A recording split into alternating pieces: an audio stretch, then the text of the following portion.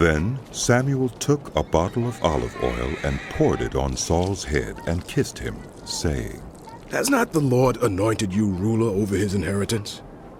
When you leave me today, you will meet 2 men near Rachel's tomb at Zelzah, on the border of Benjamin. They will say to you, 'The donkeys you set out to look for have been found, and now your father has stopped thinking about them and is worried about you. He is asking, "What shall I do about my son?" Then you will go on from there until you reach the great tree of Tabor. 3 men going up to God at Bethel will meet you there. One will be carrying 3 young goats, another 3 loaves of bread, and another a skin of wine. They will greet you and offer you 2 loaves of bread, which you will accept from them. After that, you will go to Gibeah of God, where there's a Philistine outpost. As you approach the town, you will meet a procession of prophets coming down from the high place with lyres, timbrels, pipes, and harps being played before them, and they will be prophesying. The Spirit of the Lord will come on you in power, and you will prophesy with them, and you will be changed into a different person. Once these signs are fulfilled, do whatever your hand finds to do, for God is with you. Go down ahead of me to Gilgal. I will surely come down to you to sacrifice burnt offerings and fellowship offerings. But you must wait 7 days until I come to you and tell you what you are to do." As Saul turned to leave Samuel, God changed Saul's heart, and all these signs were fulfilled that day. When he and his servant arrived at Gibeah, a procession of prophets met him. The Spirit of God came on him in power, and he joined in their prophesying. When all those who had formerly known him saw him prophesying with the prophets, they asked each other, "What is this that has happened to the son of Kish? Is Saul also among the prophets?" A man who lived there answered, "And who is their father?" So it became a saying, "Is Saul also among the prophets?" After Saul stopped prophesying, he went to the high place. Now Saul's uncle asked him and his servant, "Where have you been?" "Looking for the donkeys," he said. "but when we saw they were not to be found, we went to Samuel." Saul's uncle said, "Tell me what Samuel said to you." Saul replied, "He assured us that the donkeys had been found." but he did not tell his uncle what Samuel had said about the kingship. Samuel summoned the people of Israel to the Lord at Mizpeh and said to them, "This is what the Lord, the God of Israel, says. I brought Israel up out of Egypt, and I delivered you from the power of Egypt and all the kingdoms that oppressed you. But you have now rejected your God, who saves you out of all your disasters and calamities. And you have said, 'No, appoint a king over us.' So now, present yourselves before the Lord by your tribes and clans." When Samuel had all Israel come forward by tribes, the tribe of Benjamin was taken by lot. Then he brought forward the tribe of Benjamin clan by clan, and Matri's clan was taken. Finally Saul, son of Kish, was taken, but when they looked for him, he was not to be found. So they inquired further of the Lord. "Has the man come here yet?" And the Lord said, "Yes. He has hidden himself among the suppliers." They ran and brought him out, and as he stood among the people, he was a head taller than any of the others. Samuel said to all the people, "Do you see the man the Lord has chosen? There's no one like him among all the people." Then the people shouted. "Long live the king!" Samuel explained to the people the rights and duties of kingship. He wrote them down on a scroll and deposited it before the Lord. Then Samuel dismissed the people to go to their own homes. Saul also went to his home in Gibeah, accompanied by valiant men whose hearts God had touched. But some scoundrels said, "How can this fellow save us?" They despised him and brought him no gifts, but Saul kept silent. Nahash the Ammonite went up and besieged Jabesh-gilead, and all the men of Jabesh said to him, "Make a treaty with us, and we will be subject to you." But Nahash the Ammonite replied, "I will make a treaty with you, only on the condition that I gouge out the right eye of every one of you, and so bring disgrace on all Israel." The elders of Jabesh said to him, "Give us 7 days so we can send messengers throughout Israel. And if no one comes to rescue us, we will surrender to you." When the messengers came to Gibeah of Saul and reported these terms to the people, they all wept aloud. Just then Saul was returning from the fields behind his oxen, and he asked, What is wrong with everyone? Why are they weeping? Then they repeated to him what the men of Jabesh had said. When Saul heard their words, the Spirit of God came on him in power, and he burned with anger. He took a pair of oxen, cut them into pieces, and sent the pieces by messengers throughout Israel, proclaiming, This is what will be done to the oxen of anyone who does not follow Saul and Samuel. Then the terror of the Lord fell on the people, and they turned out with one accord. When Saul mustered them at Bezek, the men of Israel numbered 300,000, and those of Judah 30,000. They told the messengers who had come, Say to the men of Jabesh-gilead, by the time the sun is hot tomorrow, you will be rescued.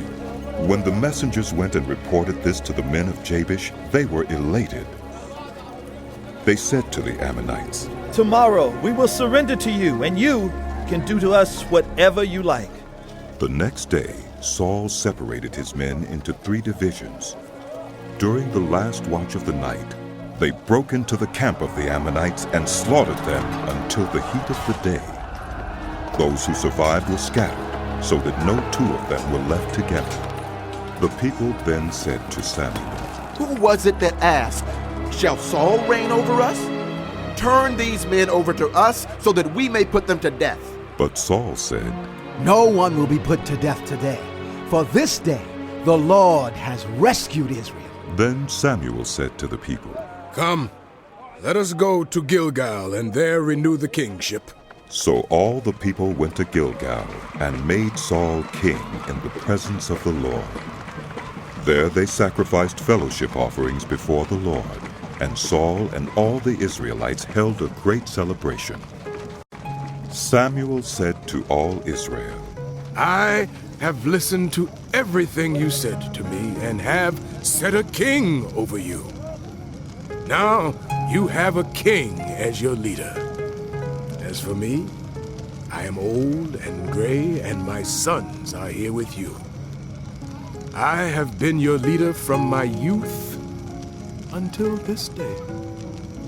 Here I stand. Testify against me in the presence of the Lord and his anointed. Whose ox have I taken? Whose donkey have I taken? Whom have I cheated? Whom have I oppressed?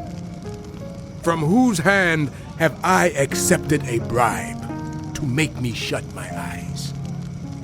If I have done any of these things, I will make it right.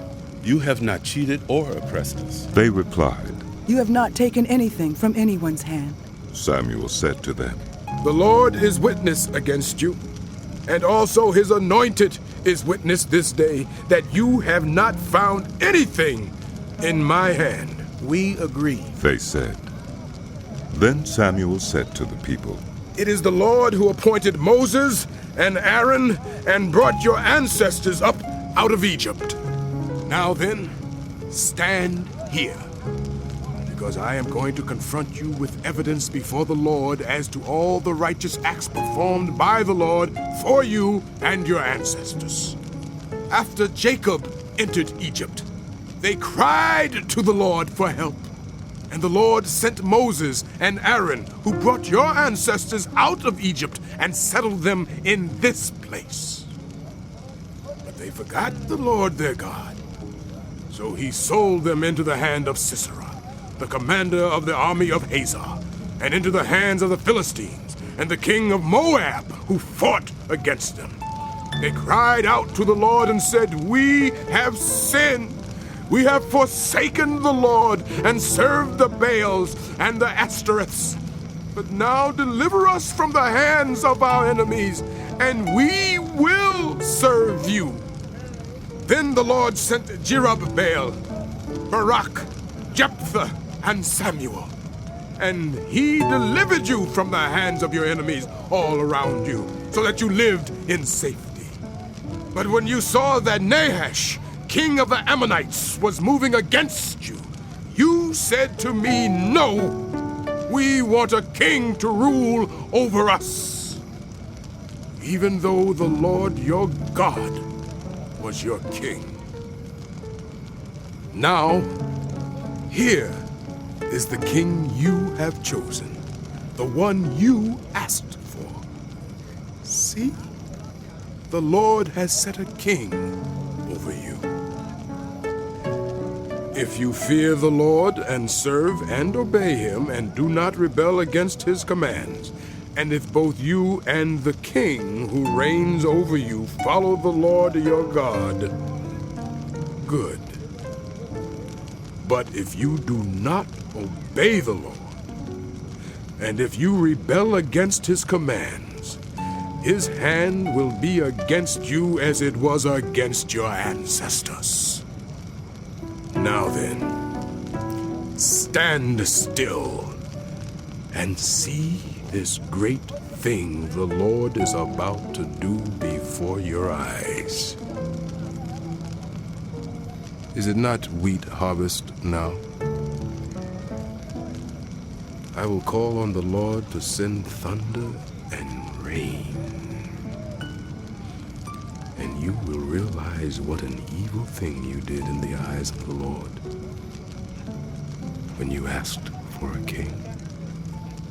Then Samuel called on the Lord, and that same day the Lord sent thunder and rain.